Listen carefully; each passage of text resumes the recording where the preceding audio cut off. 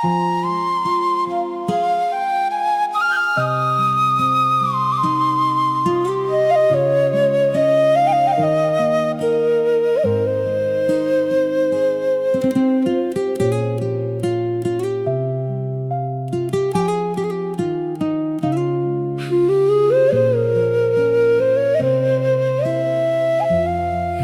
រីដែលខ្ញុំស្រឡាញ់គេដើរចេញទាំងបេះដូងខ្ញុំកំពុងស្មោះ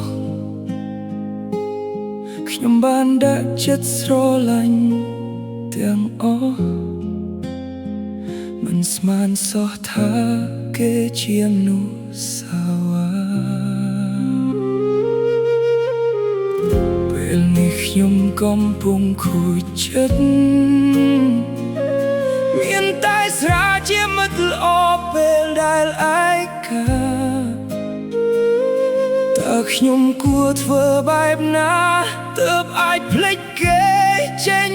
ពីបេះដូងមកពីខ្ញុំដាក់ចិត្តស្មោះគេពេកមិនគិតដល់ថ្ងៃគេសំបែកពេលនេះឈឺបានសម្រេចទោះឲ្យខ្ញុំយំដល់ស្អែកក៏គេមិនអាចត្រឡ